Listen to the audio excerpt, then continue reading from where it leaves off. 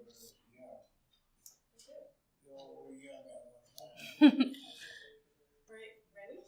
Yes.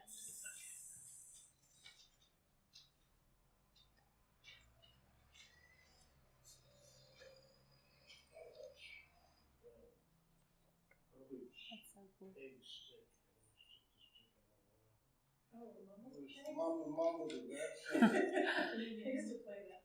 Right. All right. Whatever. Yes. Okay. Good afternoon. Today is June 2nd, 2016. My name is Estelle Cadrain, and I'm here at the Newton Free Library with Kevin McElaney. Together, we are participating in the Newton Talks Oral History Project that is being conducted with the Newton Free Library, Historic Newton, and the Newton Senior Center. So, okay. Thank you for... Did I say that right? Nope. Okay. What is your connection to Newton? If you've lived in Newton before or after your service, and what did you miss most about home aside from your family and friends? When I was away. Yes. Well, my connection with Newton was after a long time. In fact, the house I'm living in now is my grandmother's and grandfather's, and they bought it around 1916, so 100 years. Yeah.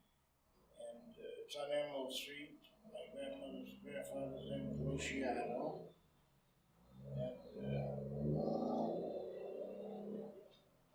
I had an uncle, Fiducio. The Fiducios were connected to the Lucianos. And where I live in Mount Nansen, it used to be a big Italian area. And so that's 100 years on my mother's side. On my father's side, they come from Auburn Court. They were there right after World War II. They bought a house there on Auburn Court or Auburn Lane or Auburn Park. Mm-hmm. Park. And that's on my father's side. My mother graduated from Our Lady's here in Newton. All of the brothers and sisters went there. And that's my connection to Newton. In fact, the house I live in, and the room that I sleep in, was the room that my mother was born in, and the room that she died in. Wow. And that's something that I don't think you'll see too often nowadays. So, and she passed in 1999.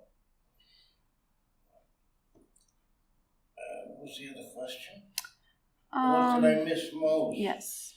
Just being here, because when we were in Vietnam, we used to say, other guys over there used to say, when we go back to the world.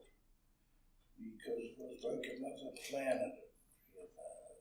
Maybe I was a kid from Boston that just needs cement, and all of a sudden I'm in this forest.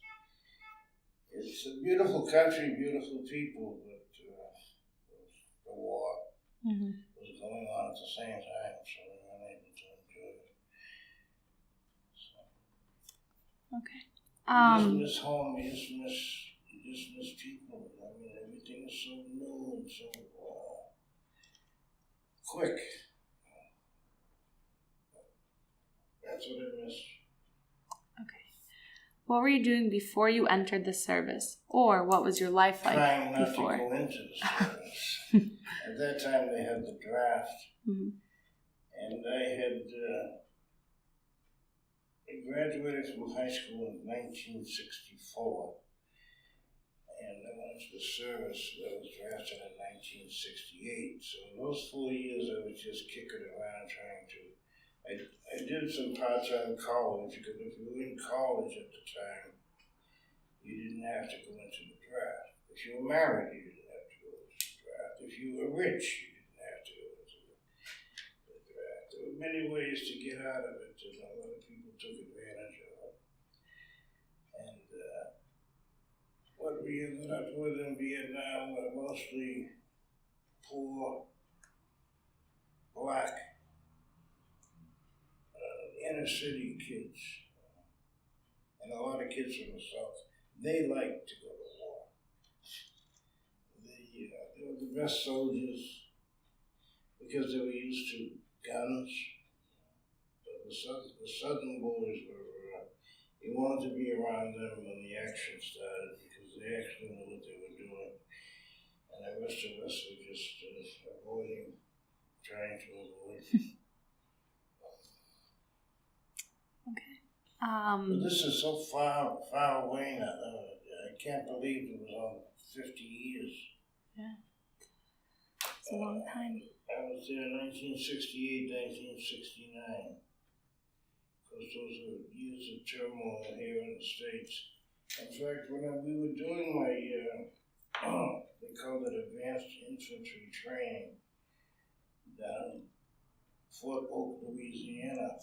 But during that summer was the summer that Martin Luther King was killed, Bobby Kennedy was killed, and we were actually on alert. This is before going to Vietnam, because of burning the cities down after Martin Luther King and Bobby Kennedy. And so we were actually on alert that if things got really, really bad and the National Guard couldn't take care of it, they were actually going to send in troops from Louisiana, where I was, Fort Polk. And one place you don't, that's where they made that movie, Tigerland. I can't think of the guy's name that was in it, but it was an excellent movie. And very close to the truth. When you get to Tigerland, as soon as you got off the truck, you didn't walk again for 8 weeks. Everything, you had to run everywhere. You had to run to get something to eat, you had to run to the bathroom. The training, training purposes. A lot of swamps down. My first week in bivouac, I saw an armadillo, which I never knew existed, of course. Scared the hell out of me. Came right through the tent. Okay. So I guess we kind of answered the next question. So how did you adapt to military life, including the physical aspects, barracks, food, and social life? Well, it wasn't much social life. And the food was army food, which was, when it was hot, it was good. In Vietnam, we didn't get too many hot meals. So when we did get them, they were welcomed. But you don't really adapt, you just follow orders. You just do what you're told to do and try to get it done as quick as possible. A lot of redundancy in the army. Dig a hole and fill it up. And there's something to do. What they're trying to do is train you to react quickly to what you're told to do. And take care of the guy beside you, and he'll take care of you, and that's how you get through everything. You don't fight wars for political reasons. You fight them for the guy next to you. So, as long as he's safe, you're gonna be safe. But you just adapt. You adapt to, it's amazing what any person can do. You did things that never crossed your mind. You just had to do it. Everything always got done.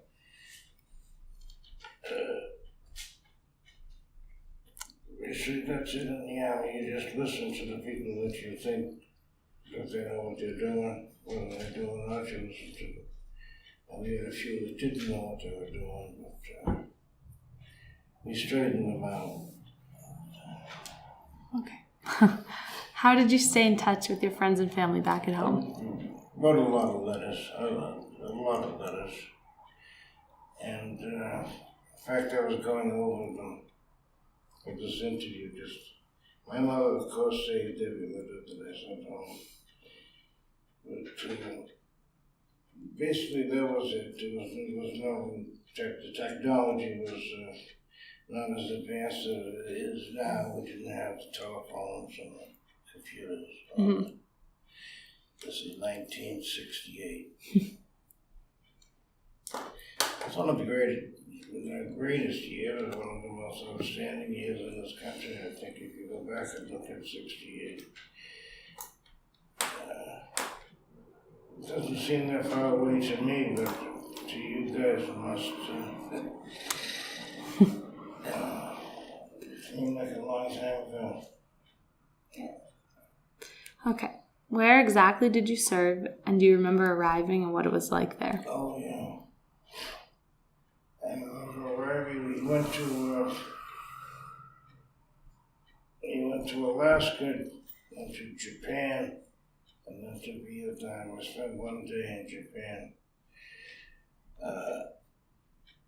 It was scary as hell, basically. It was just, everything was new, everything was warm and hot, everything was full of bugs, even the food. And the people, we were just doing a tour. In those days, you just did one tour, 1 year, and that was it. Now, the kids nowadays, it's amazing that they keep sending them back. They do 1, 2, 3, some of them 5 tours in Iraq, Afghanistan. That's going to be a heavy cost to this country. Hopefully be able to pay, because a lot of those kids are going to be damaged. Because there's a lot that you carry towards your life when, after you've been to war. And some stuff never comes out. It just stays inside. But these kids now, when somebody actually wants to kill you, it's a feeling that stays in you. Man, someone want to kill me. Why? Just a kid. And they were just kids too, I imagine. But I really feel that these kids that are in there now, nobody knows them, it seems, except their own families. We don't know them are still at war, really. Mm-hmm. But there are kids out there, every day they have to go out with the idea and a fear that might be their last day. I'll say many times, but there were too many times that they thought it was going to be our last day. And that's something that stays with you. Yeah. What were some of your most memorable experiences while serving? The memorable ones are when we were getting out, going from a bad place to a good place. Sometimes it's a small thing,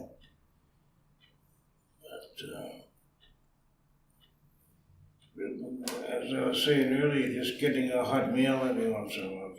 Because everything had to be helicoptered in. I mean, they would put us on the top of a hill, on the bottom of the hill, and have to get to the top of the hill. And then we'd stay there a few days. Everything would be brought in by chopper. And then we'd leave, and I can't say that. Then we'd leave, and then the other participants in the war would come back and take the hill back. And we just, we would leave the dead, but the kids that didn't get off the hill.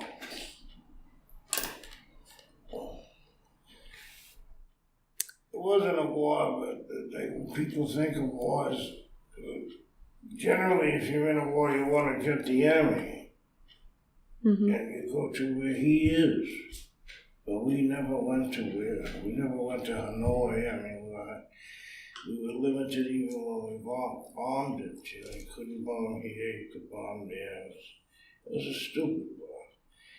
And I always joke with friends of mine about Robert McElaney, one of the whiz kids in the Kennedy administration, that he was afraid to die because he knew what hell was going to be like. Because those people at the time were sending us into a war that they knew they weren't going to win. They weren't going to try to win. So he's got a lot, he's passed on. But he has a lot to answer for. And that's why he hung on so long. And there were a few of them, McNamara, Rusk, John F. Kennedy. People forget that when those great words that he said, ask not what your country can do for you, but what you can do for your country, caused a lot of problems. But the whole history of that time, we were fighting the Red Menace, which proved eventually it was the dominant theory. That's what was going on at the time. That if Vietnam falls, then Cambodia, and then Laos. But it didn't quite happen that way. But that was their theory. Because they're all from Harvard and they're all liberal. Liberals are different these days. They went to war. Well, they sent other kids to war. Did you have You're doing a great job, Oh, thank you. Did you have any humorous or exciting memories? There was a lot of laughter. Because you had to laugh. But the memories, you don't want to remember some of a lot of stuff, so it's very pick and choose, you know. And you always choose because of that, you know, when kids were in, there was always somebody leaving and always somebody coming. Mm-hmm. And the poor kids that were coming, you know, those are the new ones. So we would do to them what was done to us, and we would know.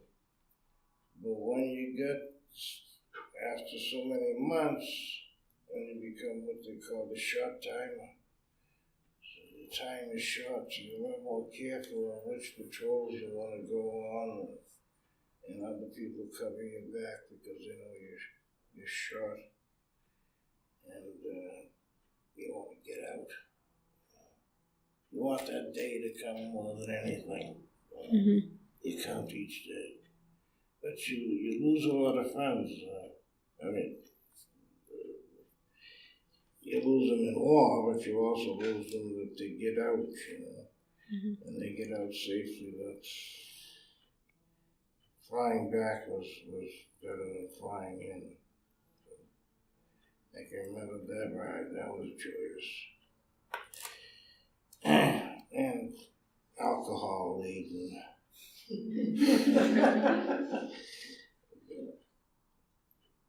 But I made it, and I made it through, so.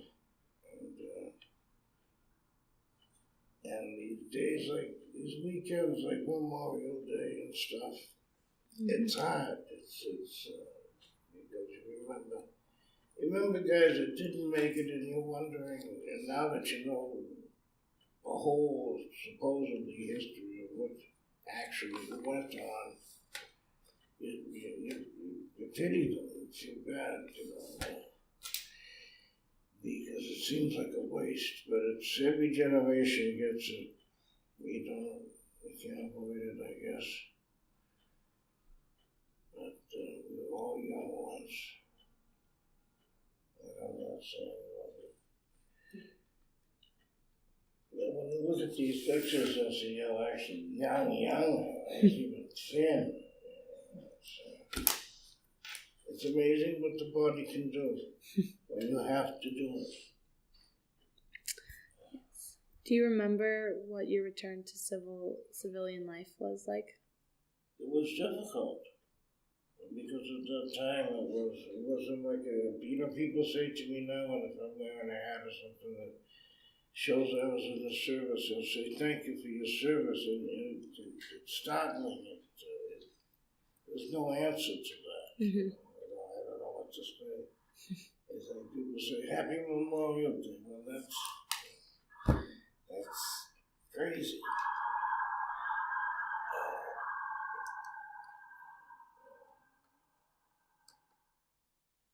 some more.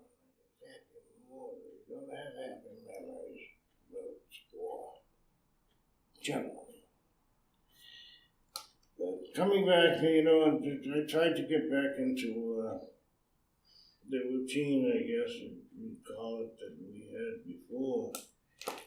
But it wasn't possible. It wasn't possible on my side. It was also kind of tough on other people's side to deal with it. Because a lot of guilt that they didn't know. Nobody knew how to handle it. And it took a long time before you get that thank you for your service. You didn't get it then. People like John Kerry. I don't want to get political.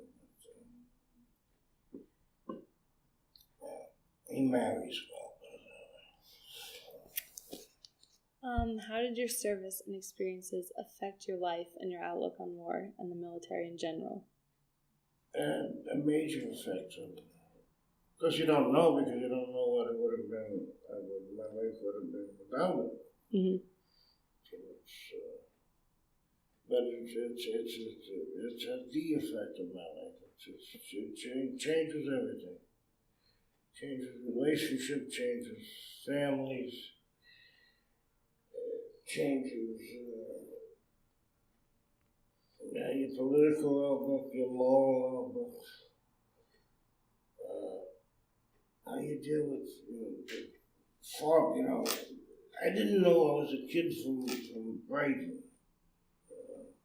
Boston, and now I'm meeting people from all over the world. And it changes you. People that just, especially the kids over there, they were great. Your heart went out to them, because we have a lot. We've always had more than anybody else. We've always thought we're better than everybody else. Even if you didn't say it, that's what the country wants us to think. We're the city on the hill, the shining city, as Reagan used to say. But are we really? It's tough. Okay. I'm sorry, I didn't mean to make this so long, but I really, I didn't know what to expect on this.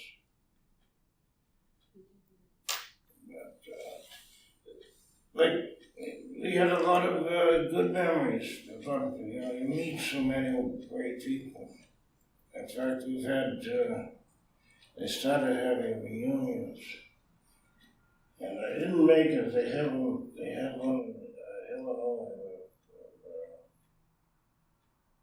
Abraham Lincoln's birthplace, whatever, death place, where he's buried. But I didn't go, but friends of mine sent me tapes and pictures of people who did go.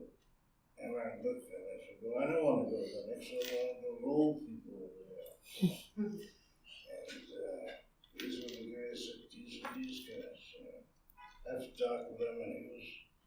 He's from Detroit, Michigan, so we've been looking for him and haven't been able to make contact with him. He was funny. I always had a grin, I always had a beer. Yeah. Oh, and we got the beer. They used to take that to the choppers and you'd see them coming down. I mean, a lot of beer hanging from the bottom of the chopper. And they'd be cheering and telling them. Guiding it in safely, didn't care about anything else, but thank God, warm beer too. It worked. So. The Vietnamese people were good, basic, farmers. We used to go walking around their country and the looks that you get from people, and to them it must have been like people from another planet visiting their planet. What are they doing here with all this hearing all these weapons and all the noise and all this constant noise. When it wasn't raining, rained a lot, the monsoons, and once it started, it just didn't stop. How about you, Chase? Any questions? I'm all set. Oh, you? I love that name, Chase. Thank you. I can see the guy saying, I'm gonna chase. I actually have one more question. Go ahead. Okay. What would you like people to know 100 years from now? That war never changes. Kids are dying. And hopefully that there's a reason for it. Sometimes they're just dying. War hurts and kills. That shouldn't be part of our existence. How naive is that? It's been going on forever. It will go on forever.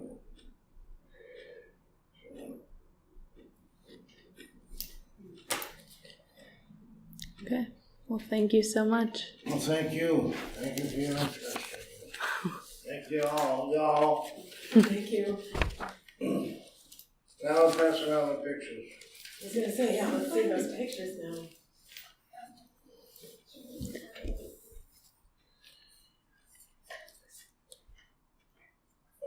See this together.